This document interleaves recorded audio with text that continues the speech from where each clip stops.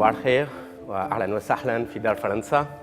شرفني أن موضوع أول لقاء لي مع قناة تلفزيون إماراتية هو موضوع شيخ زايد، لأن عام شيخ زايد مهم جدا لي أنا.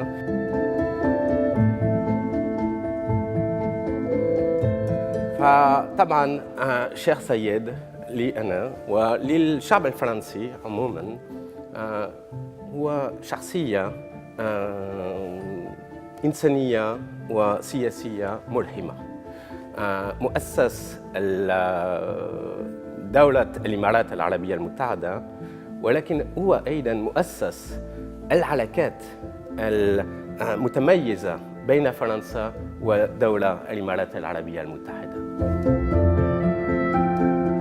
C'est un très grand honneur pour moi de pouvoir aujourd'hui m'exprimer à la télévision émirienne pour la première fois depuis mon arrivée en juillet dernier et de le faire plus particulièrement sur le sujet de l'année Zayed.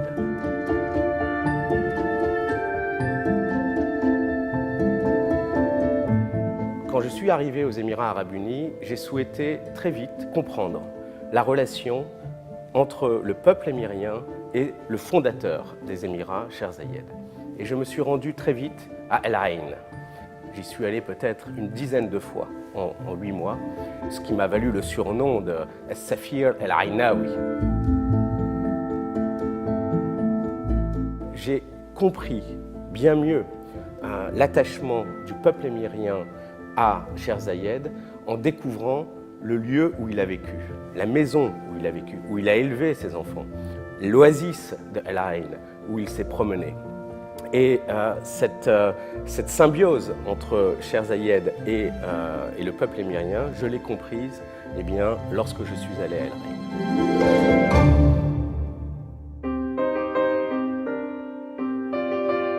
Lorsque je suis arrivé ici, j'ai hérité d'une relation ancienne entre la France et les Émirats arabes unis. Je dirais même que cette relation a précédé Cheikh Zayed, puisque Total, la grande compagnie des pétroles françaises, était ici dès 1939. J'ai découvert aussi que Cheikh Zayed, qui a effectué sa première visite officielle en France en 1975, avait déjà effectué une visite en France en 1953 en accompagnant Cheikh Charbout à Paris. Et donc, cela montre que cette relation, elle plonge ses racines dans l'histoire.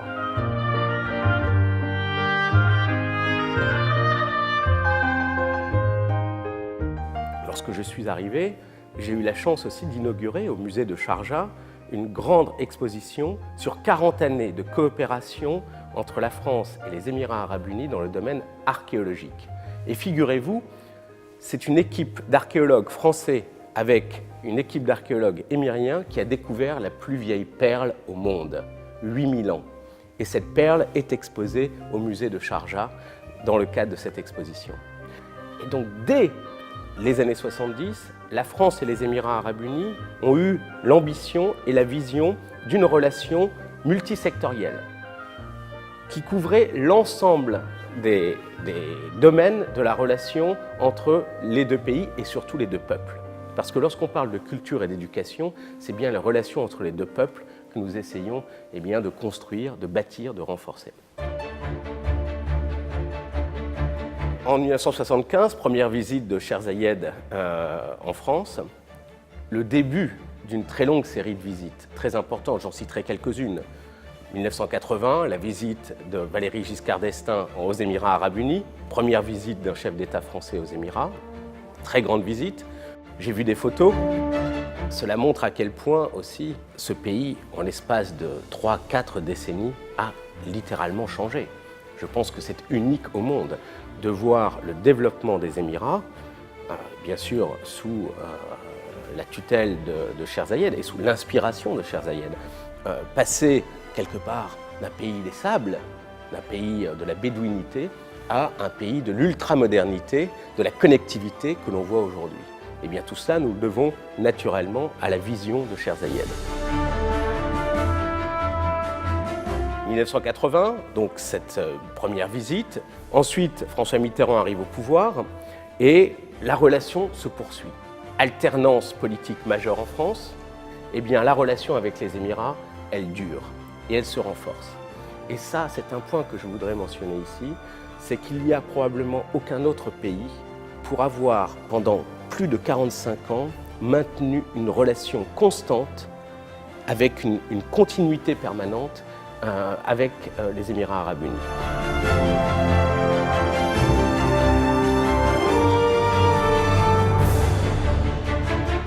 Il y a eu un passage très fort avec Jacques Chirac.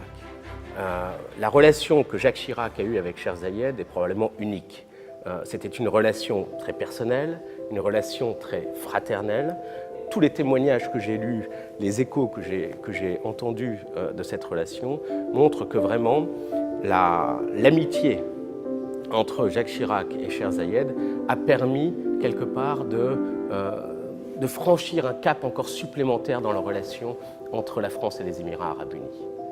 Et ce cap, eh bien, il s'est traduit par un certain nombre de projets extrêmement structurants, extrêmement forts, qui malheureusement ont vu le jour après la disparition de Cheikh Zayed, mais qui ont tous, quelque part, été à l'origine pensés, inspirés par Cheikh Zayed et Jacques Chirac. Je pense en particulier à la Sorbonne Abu Dhabi, qui est le plus grand projet universitaire jamais porté par la France à l'étranger, et qui démontre que l'éducation, la formation sont bien au cœur du projet de ce pays, comme ils sont au cœur du projet de la France.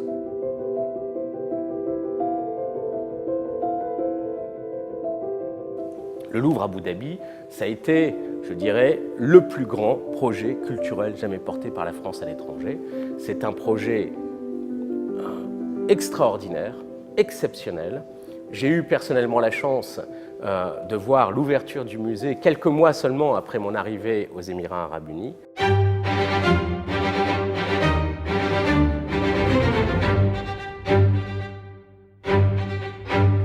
Je crois qu'il est incontestable. C'est le plus beau musée du monde. C'est le premier musée universel du monde arabe. Ce message de tolérance, de coexistence entre les civilisations, de dialogue entre les cultures, eh bien, il est aujourd'hui absolument indispensable pour gagner cette guerre contre l'extrémisme. Il s'agit de gagner les cœurs et les esprits. Il ne s'agit pas simplement de défaire militairement l'ennemi, il faut le défaire idéologiquement. Et quel plus beau symbole que le Louvre Abu Dhabi, ici, au cœur de cette région, pour porter ce message. L'hommage que rend le Louvre Abu Dhabi à Cheikh Zayed est un hommage absolument exceptionnel.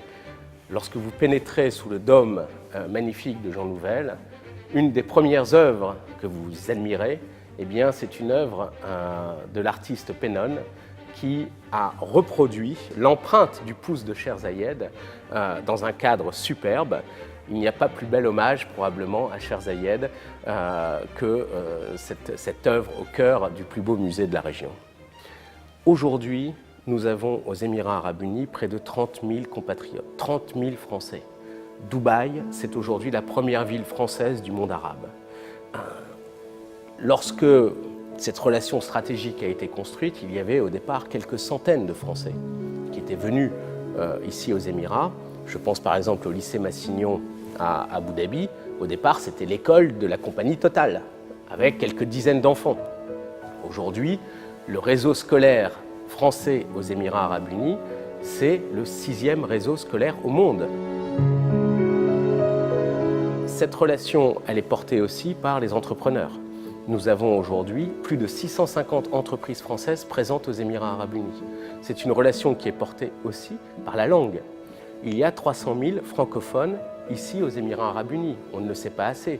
Une décision stratégique a été prise lors de la visite du président de la République Emmanuel Macron en novembre dernier, une décision conjointe franco-émirienne d'aider à la réintroduction du français dans les écoles publiques émiriennes. Quel plus beau symbole là aussi pour renforcer les liens entre la France et les Émirats, entre le monde francophone et les Émirats, que de réintroduire le français dans les écoles publiques émiriennes. Et c'est pour ça que je suis très fier d'avoir pu lancer le mois dernier, en présence du Premier ministre français et de Madame Noura El Karbi, le dialogue culturel franco-émirien. Là aussi, pendant l'année Zayed 2018, avoir réussi à lancer le dialogue culturel franco-émirien pendant cette année, je pense que c'est là aussi un très très bel hommage rendu au père fondateur de la nation.